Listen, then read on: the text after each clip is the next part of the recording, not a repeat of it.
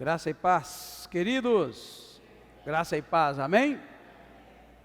Como é que está o seu dia? Nós vamos hoje estudar os capítulos 11, 12 e 13 de Neemias. Vamos orar? Ore e peça a Deus que te ajude nessa jornada. Qual jornada que eu me refiro? A jornada pela Bíblia Sagrada. É uma viagem, é uma jornada, e que nós pedimos Deus que nos ajude no discernimento, no entendimento, na compreensão e na aplicação do ensinamento da palavra de Deus. Obrigado, Deus, bendito e exaltado é o teu nome, nós te glorificamos, te exaltamos e pedimos mais uma vez a ajuda do teu Espírito Santo. Cada vida que entrou aqui possa sair edificada pela tua palavra. Te agradeço, dou toda a honra, toda a glória ao Senhor e conto com a ajuda do teu Espírito Santo para nos ajudar a aprender algumas lições aplicáveis para a nossa vida. Obrigado mais uma vez, te agradeço e te peço a tua ajuda em nome do Senhor Jesus Cristo. Amém. Pode sentar, queridos. Vamos ver então os novos moradores de Jerusalém. Vamos ver os sacerdotes e levitas na dedicação dos muros e depois vamos ver as últimas reformas que Neemias fez, e assim o livro de Neemias encerra-se. Nós vamos estudar na semana que vem o livro de Esther, tá bom? Hoje nós vamos estudar 3 capítulos, até mesmo porque o capítulo 1, ele tem muito pouco novidade, o resto é a lista de pessoas que retornaram para Jerusalém, depois que os muros foram reedificados. Um detalhe que nós estamos acompanhando a leitura, sabemos, morar numa cidade abandonada há mais ou menos 140 anos é um desafio, sabia? É um desafio. Quem aqui já viu uma casa de roça, onde morava alguém e todo mundo muda daquela casa? Quem já viu uma casa assim? Me diga, essa casa não destrói, não acaba rápido? É incrível, irmãos, a casa que não tem gente morando, ela estoura rapidão. Eu ia pegar uma foto aqui e trazer para vocês, mas eu falei, não vou só forçar a mente deles. Irmãos, uma casa sem habitante, ela estraga. Com gente lá dentro, é incrível. Você não precisa nem de dar manutenção na parede, mas a parede não cai tão rápido quanto aquela casa que não tem ninguém. A presença nossa parece que conserva, é uma coisa incrível. Mas agora eu quero que vocês imaginem, irmãos, que esses novos moradores de Jerusalém, eles estavam retornando, brigadão, viu, irmãos? Eles estavam retornando, irmãos, depois de mais ou menos 140 anos que a cidade estava abandonada. Lembra bem que eles começaram construindo o altar, reconstruindo o altar, reconstruindo o templo, reconstruindo algumas casas, e o muro é o que está sendo terminado aqui. Agora, para habitar Jerusalém, foi necessário, irmãos, nomear pessoas para morarem lá, porque na verdade não tinha habitante para morar na cidade que já estava abandonada há tanto tempo. As propriedades deles, tudo aquilo, irmãos, havia sido habitado por outras pessoas. Então eu queria que os irmãos pensassem o porquê que foi feito aqui um sorteio. Olha bem, os líderes do povo que habitaram em Jerusalém e o restante do povo lançou sortes para tirar 1 de cada 10 que habitasse na santa cidade de Jerusalém, permanecendo 9 em outra cidade e 1 em Jerusalém. E aí diz o verso 2 que o povo abençoou a todos os homens que voluntariamente se ofereceram para habitar em Jerusalém. Essa voluntariedade é porque, vamos ser sinceros, irmão, quem quer morar numa cidade abandonada? Hein? Já imaginou Jerusalém sem muro durante mais ou menos 140 anos? Os vândalos certamente entraram, saquearam o que tinha, quebraram, destruíram. Então, irmãos, é uma coisa muito séria que nós estamos vendo aí Neemias fazendo. Então ele vai fazer o quê? Um trabalho de tirar a sorte para que se pudesse morar ali, de cada 10 famílias ou pessoas, vamos dizer assim, 1 ia morar lá em Jerusalém. Bem, vamos lá então, me ajuda a pensar. Se de 10 a gente tira 1, significa que 1 é o quê? Em porcentagem. Hein? Não é? Se 10 você tira 1, esse 1 é 10%. Olha bem, irmãos, é incrível que no capítulo anterior, eles se comprometeram, entre muitas coisas, a entregar o dízimo, as ofertas. Eles falaram em dízimos no capítulo 10, em vários momentos, quando eles estavam fazendo a aliança. Tem gente que pensa que dízimo não tem significado, dízimo não tem valor. Para que dar dízimo? Para engordar o pastor, para engordar o caixa da igreja? Primeiro, o dízimo é bênção de Deus na nossa vida, porque quando o Malaquias vai falar de dízimo, irmãos, é incrível. Manda entregar os dízimos e as ofertas na casa do tesouro, para que houvesse mantimento na casa de Deus.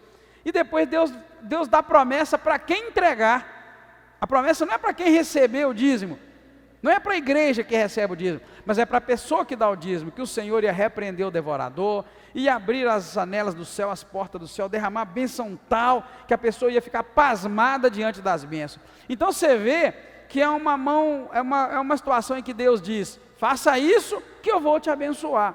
Tem gente que continua na mesquinhez de pensar que dízimo e oferta, eu vou dar para quê? A igreja não precisa mesmo. Tá? O conselho que eu dou para qualquer crente que pensa assim, é que não entregue, por favor, o seu dízimo nem sua oferta. Não ponha no gasofilácio, que estava aqui, agora não está mais. Eu pus ele ontem. Então assim, é sério, irmãos. Se tem alguém nesta igreja que acha que entregar o dízimo é isso, é encher o caixa da igreja, fazer o que?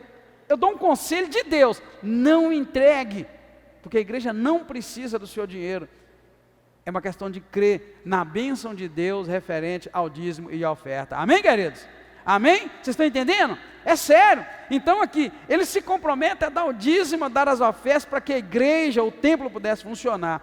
E o que acontece aqui é que quando vai se fazer o sorteio era para tirar 10%, é para tirar o dízimo. Ou seja, de cada 10, eles iam sortear 1.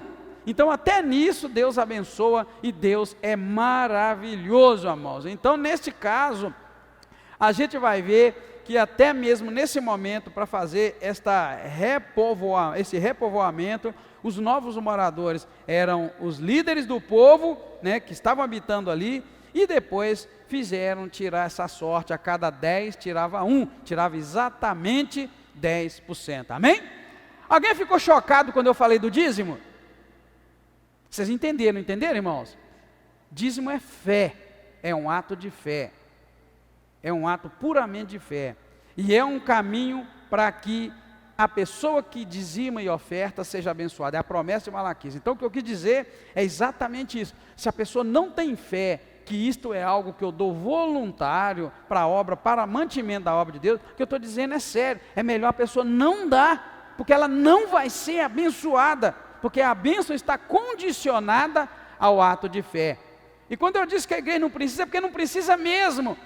Deus sempre abre portas, irmãos, para que a igreja dele siga caminhando, siga em vitória. Amém, queridos? Então, para os irmãos entenderem que é um ato de fé.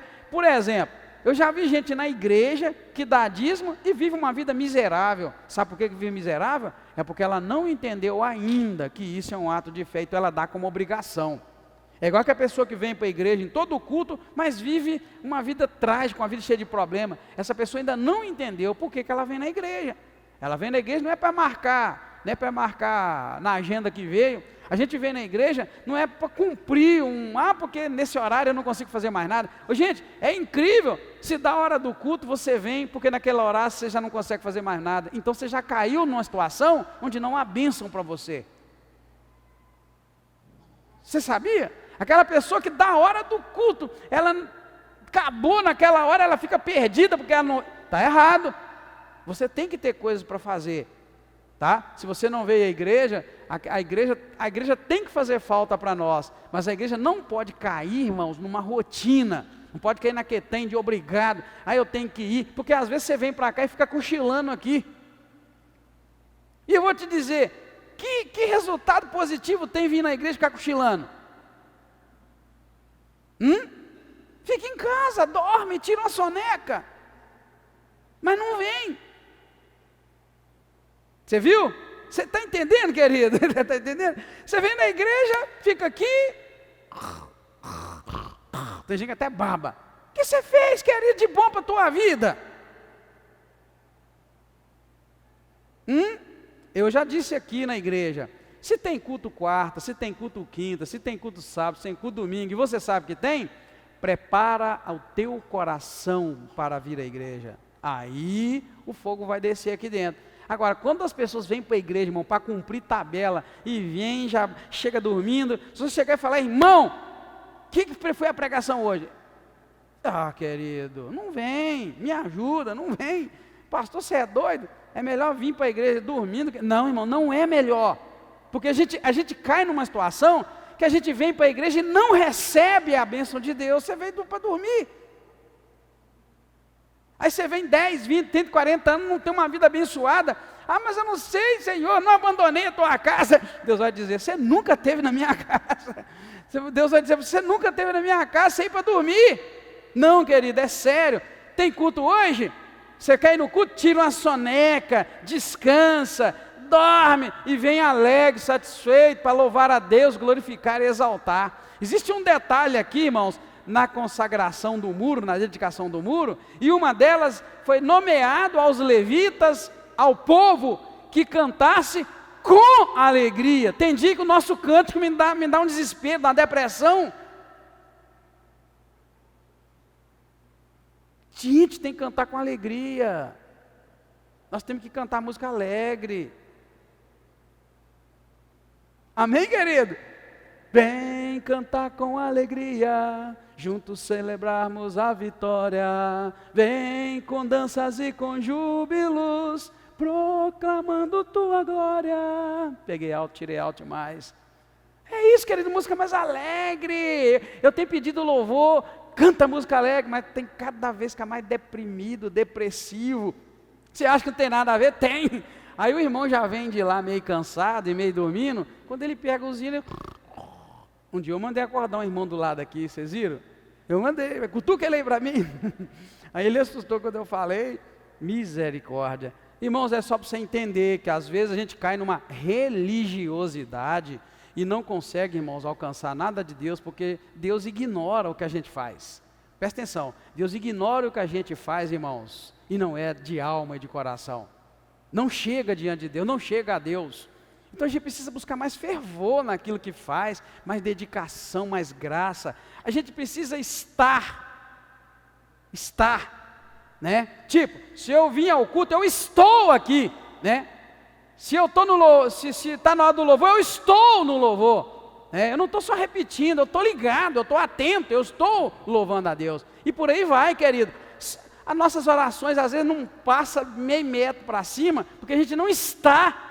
A gente não está orando, a gente está repetindo, a gente está fazendo uma coisa que a gente está acostumado. Então, queridos, eu quero que você preste atenção nesse detalhe. Tiraram a sorte, uma vez que eles prometeram no capítulo anterior dar o dízimo e não abandonar a casa de Deus, agora 10% deles, ou seja, o dízimo deles é escolhido por sorte para habitar Jerusalém. E olha que a referência que fala de Jerusalém aqui, chama de a santa cidade de Jerusalém, a cidade que Deus escolheu, tá bom, querido? De todos os lugares da terra, a Bíblia diz que Deus escolheu um lugar, e foi exatamente Jerusalém, é o lugar de Deus. Por isso que, claro, todo mundo que lê a Bíblia entende que se Cristo voltar, né, se, eu estou falando se, é porque tem gente que não crê que Ele vai voltar, tá bom, queridos? Não vai voltar para Ele governar fisicamente. Então tem gente que não crê que vai ser um reino espiritual e tal. Então se você crê que Ele vai voltar e governar a terra,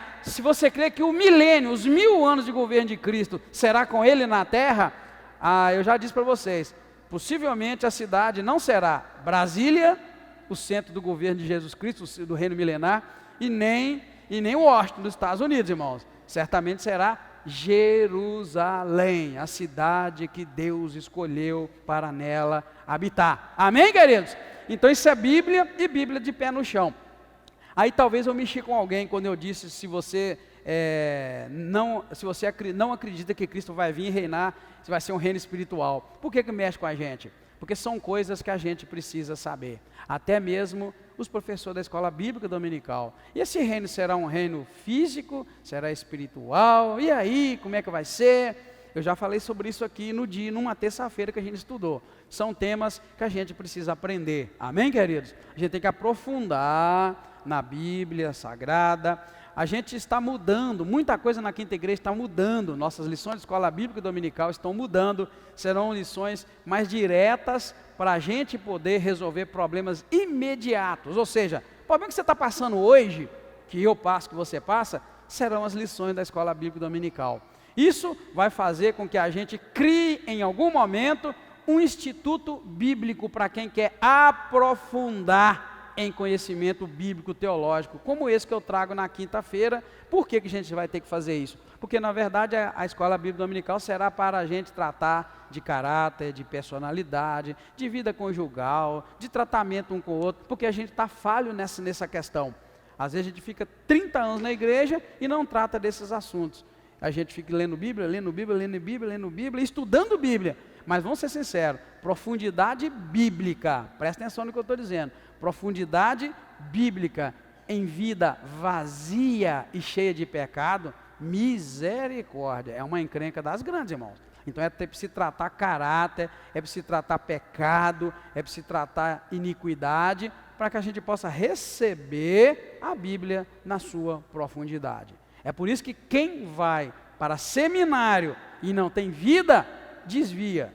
Eu conheço pelo menos a meia dúzia que foi para o seminário e desviou. Por quê? Seminário não vai te ensinar essas questões de caráter, mudança de vida. Vai te ensinar como ler a Bíblia, como fazer uma pregação, um estudo, como retirar de um versículo um texto, um assunto e um tema. Vai te preparar para isso. Mas aí a gente vai para lá, irmão, mau caráter, cheio de pecado, todo torto, e vai estudar. Aí se aprofunda aqui, sem vida, já era. A pessoa sai daí cheia de heresia e levando uma vida terrível. Amém, queridos? Estão entendendo? Então a escola bíblica dominical vai tratar assunto direto, que a gente precisa aprender e tratar. Seguindo no capítulo 12, os irmãos viram que os sacerdotes e os levitas, então, irmãos, trabalharam para a dedicação do muro de Jerusalém.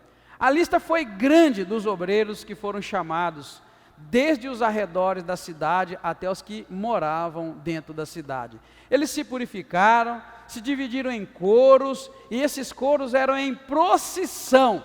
Nomearam os obreiros para o serviço na casa de Deus, e assim foi dedicado. É aqui que entra um detalhe dessa dedicação, que eu gostaria que os irmãos prestassem atenção no versículo 27, capítulo 12, 27. Olha bem, irmãos, olha. Na dedicação do muro de Jerusalém, buscaram os levitas de todos os lugares para os trazerem, a fim de fazerem a dedicação, olha bem, irmãos, com alegria.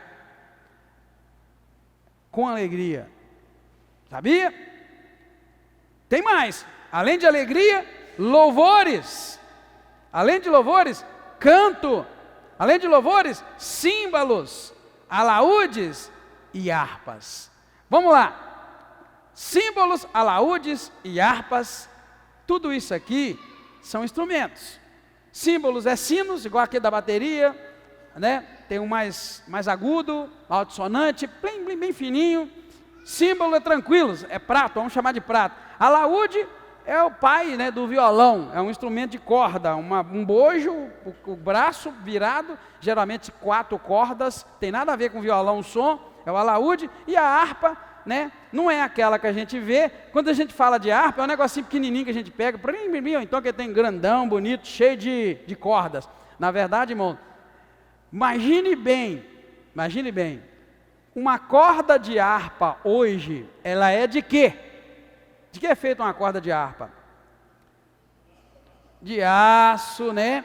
É uma coisa bem fina, bem bonitinha. Volta a tua mente há 4.000 anos atrás. Então você vai imaginar como era a corda de uma harpa. É uma pena eu não trazer aqui hoje, mas um dia eu quero fazer um trabalho com os meninos da música e mostrar para eles que a noção que a gente tem de música, às vezes, passa longe daquilo que é a raiz bíblica.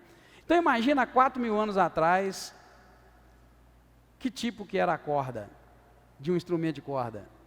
Para e pensa. Tinha como trabalhar o aço, fazer ele ficar fino, ou qualquer outro metal? Não tinha. Então aquilo era feito, irmãos, de tripa, de bode, de carneiro. E o som não tinha nada a ver, e blim, blim, blim, que Davi começa a tocar lá nos filmes, né? Espanta o Satanás de Saul, você lembra? Nada a ver. É um tem assim, ó,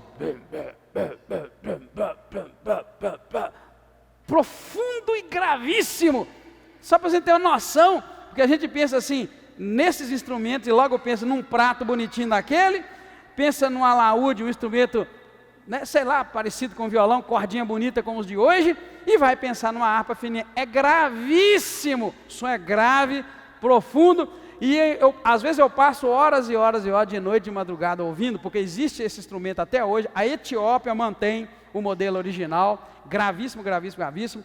Ele toca, mas toca num grave, irmãos, que toca lá no fundo da sua alma, esse grave.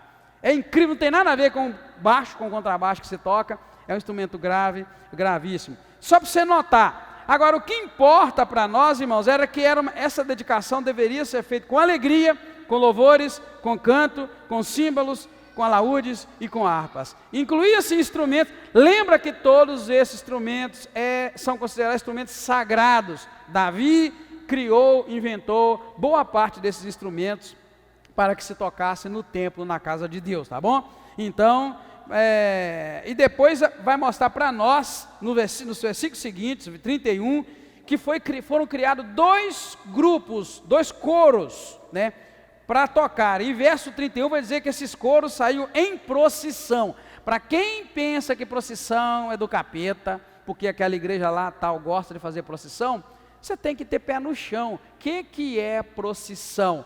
Procissão é quando um grupo de pessoas sai andando mesmo, caminhando pela rua, cantando, falando, lendo algo que diz respeito a alguma religião, alguma fé. E por fim, nós vamos encontrar o capítulo 13, e eu coloquei ali uma coisa, porque me chamou a atenção o final de Neemias, irmãos. Nosso Deus, não sei se você notou, mas o livro termina assim, ele está descendo o pau, irmãos.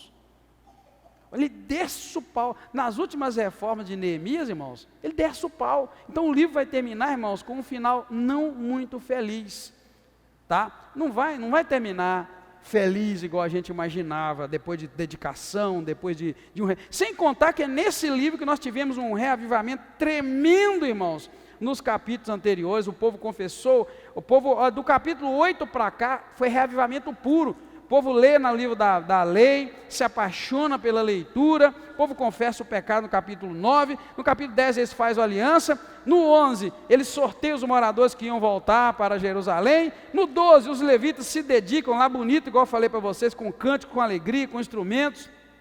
Agora no 13, irmãos, ele vai terminar assim, de uma maneira estranha. Neemias ficou ausente de Jerusalém por algum tempo, e aí quando ele resolve voltar, o povo já tinha se afastado da aliança do Senhor, tá bom? O povo fez um gabinete para Tobias morar dentro das dependências do templo, e olha que Tobias, irmãos, foi aquele bendito lá atrás que o tempo todo perseguiu Neemias. Agora eles vão fazer para ele um gabinete dentro das dependências do templo, e como se não bastasse, irmãos, o povo vai, transgride a lei, cessa, para de dar os dízimos, para de dar as ofertas, o povo para de guardar o sábado. Aqui está dizendo que eles vendiam, eles compravam, e foi preciso Neemias chamar esse povo, repreender todos eles. Cessaram até mesmo de enviar madeira, lenha, para que pudesse manter o forno, né, o altar do sacrifício com fogo aceso o tempo todo. Então Neemias termina o livro, irmãos,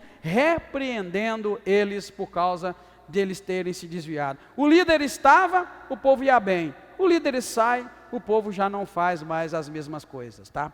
Eu aprendi uma coisa, e Deus me ensinou muito rápido. Com pastor ou sem pastor, eu preciso ser crente fiel a Deus.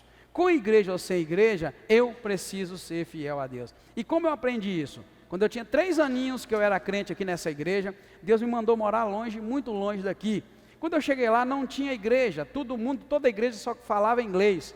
Eu entrei numa igreja escrito Batista, porque estava fácil, Batista, só com um P, né? Tem um P, B-A-P e tal. Eu entrei. Quando eu entrei, só cantaram o hino do cantor cristão. Gente, eu babava, porque eu conhecia. Então eles cantavam em inglês, eu cantava em português, igualzinho a gente canta aqui. Terminado o culto, irmãos, foi uma coisa mais linda. Os americanos me cumprimentando, me abraçando, e eu não entendi uma palavra, de nada.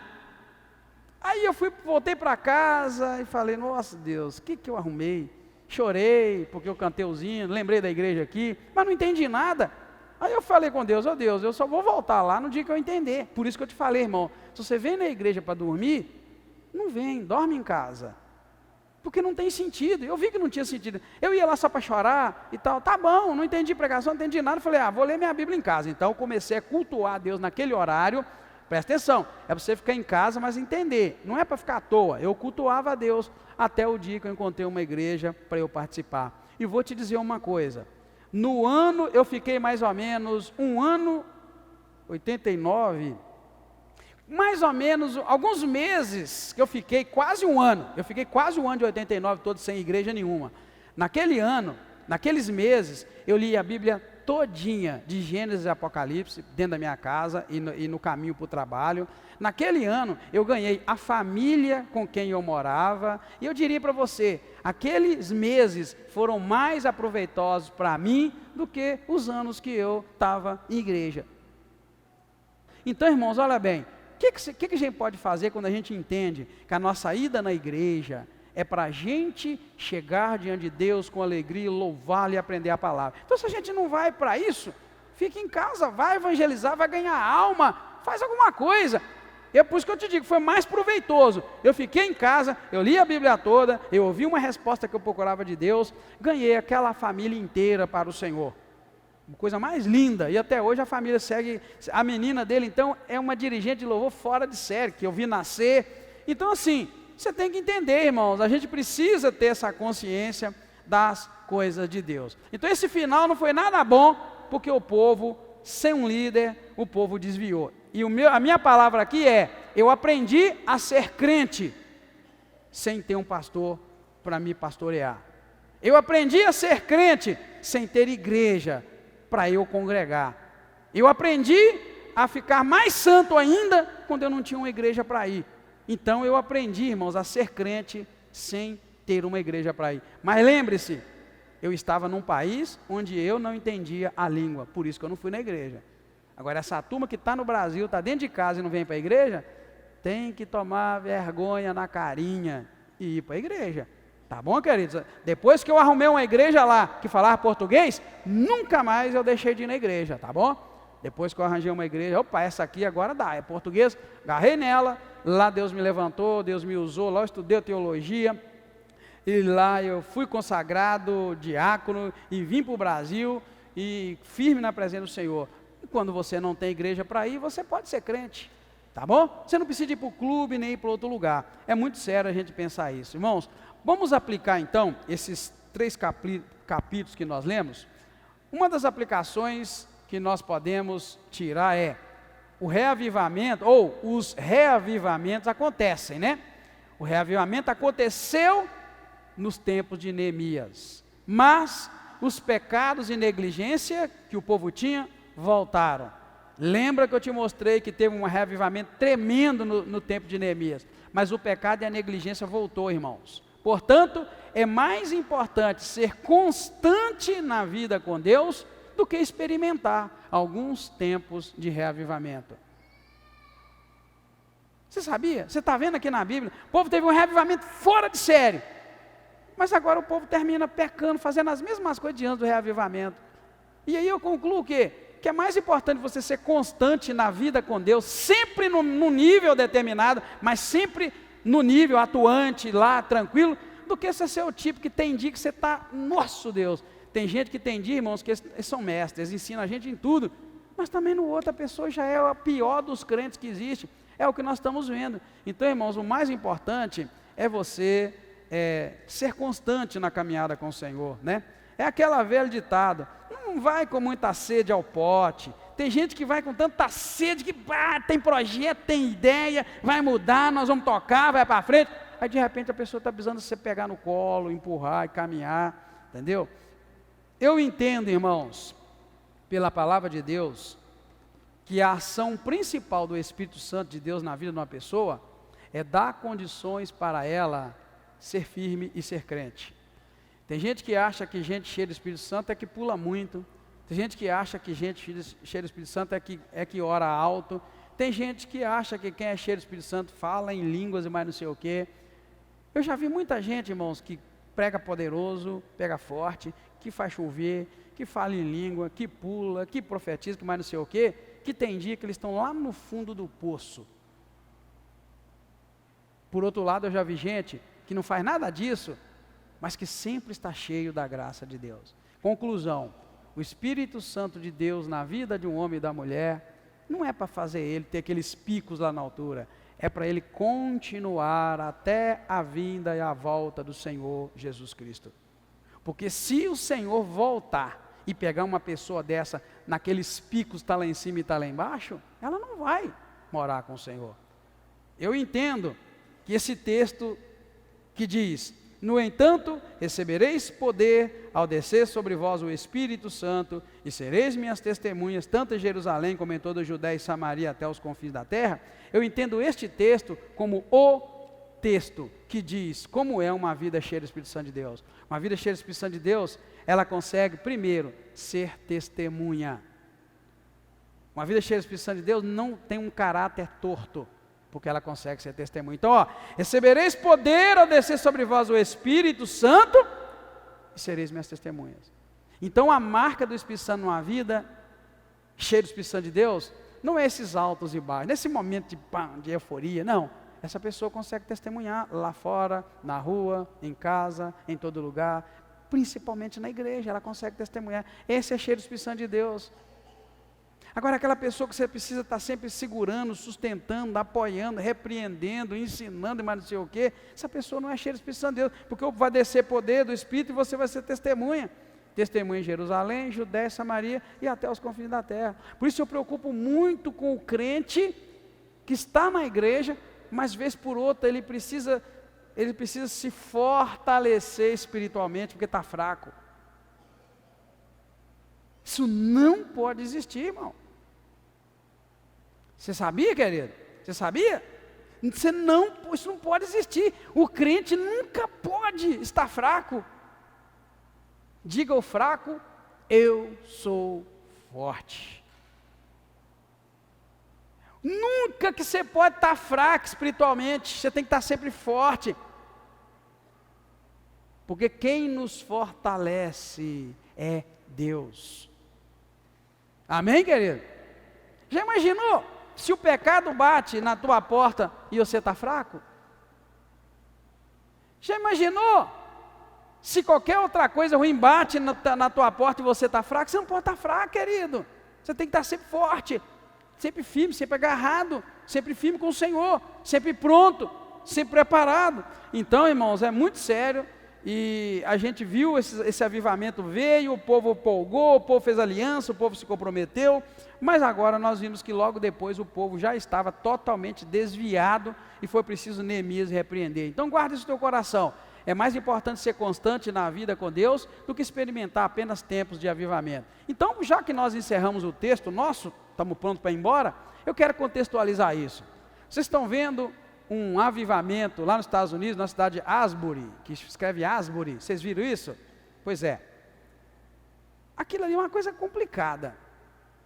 Será que aquilo de fato é um avivamento? Você tem que perguntar, porque a marca de um avivamento, irmãos, é muito séria. É isso aqui, ó. A marca de um avivamento é: você confessa pecado, eles confessaram, reconhecem a importância da Bíblia, da lei, eles reconheceram aqui, mas nunca mais cai. Nunca mais, você foi reavivado, você foi avivado, você recebeu o poder. Então a gente precisa orar a Deus e ver se é isso mesmo, tá? Porque o nosso conceito de reavivamento é muito estranho, é muito diferente, né? Aquele que é avivado, reavivado pelo Senhor, irmãos, ele tem a capacitação de Deus para poder, no mínimo, caminhar com fé, né? Para concluir essa questão de avivamento e reavivamento, para e pensa: quem é que Jesus vai levar com ele para a glória? Quem é que vai para o céu? Todo mundo? Um grupinho muito seleto. O selo da garantia de que a gente vai é dada pelo Espírito Santo de Deus. Então não adianta você ser bom dizimista, falar bem, não adianta você ser o que for. Se não tiver o selo de Deus, já era. Salvação é diferente do que a gente imagina. Então, pare e pensa. A pessoa que está preparada para esta vida eterna, irmãos, ela não vive tropeçando e caindo. Porque a prova de uma vida cheia do Espírito Santo de Deus é exatamente essa. Você não cai, você morre. Morre, mas não cai. Hein? Não importa que tipo de morte. Não importa que tipo de morte. Você morre, mas não cai. Você morre, mas não nega Cristo. Você morre, mas vai para o céu. O Senhor disse que era difícil. Quem quiser vir após mim, negue-se a si mesmo, toma sua cruz e siga-me. O caminho dos apóstolos foi difícil. Dizem que aqueles apóstolos que morreram feio, diz a história. Então eu pergunto para você, será que Deus vai permitir que eu e você, que a gente vá para o mesmo céu que aqueles apóstolos que foram e morreram tragicamente passaram? Vamos lá pela Bíblia, não sei como é que os outros morreram, mas vamos lá como João Batista. Olha como João Batista morreu. Foi degolado só porque ele pregava a verdade e isso ofendia. Olha lá como Estevão morreu. Apedrejado só porque ele estava ali cheio do Espírito Santo de Deus e falava de coisas espirituais. Então você pensa que Deus vai me mandar e te mandar para o mesmo céu que esses homens foram, sendo que eles morreram tragicamente por não negar a Cristo, e nós aqui negamos Cristo por qualquer coisa, e mesmo assim vivemos uma vida hipócrita, irmãos, nós vivemos uma vida vazia. Por isso que é importante a gente entender que o selo de Deus para a vida eterna não é o que a gente imagina, é uma vida santa, uma vida reta, uma vida cheia de poder, uma vida de sinceridade, uma vida de temor de Deus, uma vida de muita graça. Hoje, quando eu orava lá em casa, mais uma vez faltou energia elétrica lá em casa, porque falta todo dia 3, 4, 5, 10 vezes. Então voltou pelas 8h40 e acabou às 16. Eu estava lá fora, sabe, olhando para a natureza e pensando, gente, que bom que Deus nos vê, Deus nos ouve, Deus conhece o nosso coração, nossa alma, e não adianta tentar enganar Deus, que a gente não engana. Eu estava pensando assim, coisa mais gostosa é saber disso. Então a gente precisa entender, irmãos, tá? O reavivamento ou o avivamento que a gente experimenta, ele nos incendeia de um fogo espiritual que nunca mais vai se apagar. Nunca mais vai se apagar. Porque é um trabalho de Deus para te endireitar e te conduzir para a vida eterna, tá bom? Te conduzir para a vida eterna. E pronto, acabou, você vai para o céu, não porque você está destinado ou predestinado, mas você vai para o céu porque você foi incendiado pelo Senhor para buscar ao Senhor, para viver uma vida santa e reta na presença do Senhor. É aí que vai os muitos textos nos dizer, o pecado não terá domínio sobre vós, e por aí vai. Amém, queridos? Amém? Busque força em Deus e se comprometa, né, com esse avivamento lindo que o Senhor tem para nossas vidas. Que Deus abençoe o seu coração. Oremos. Bendito é o teu nome, Senhor. Louvado é o nome do Senhor. Obrigado, Deus, porque vimos que aquele reavivamento que Judá experimentou foi interrompido por causa da negligência, por causa do pecado, e fica para nós a lição que o reavivamento tem que nos incendiar para uma busca sincera, honesta, de vida com o Senhor, de transformação, para que haja manutenção deste fogo de Deus no nosso coração. Obrigado, dá discernimento, dá sabedoria, para fugirmos de toda aparência do mal, e nos ajuda a aplicar a Tua palavra ao nosso coração. Obrigado mais uma vez, eu peço que o Senhor nos dê um ótimo restante de semana, guardados pela Tua mão poderosa. Obrigado, Deus, te louvamos e te agradecemos, em nome do Senhor Jesus Cristo. Amém. Obrigado, queridos, Deus abençoe.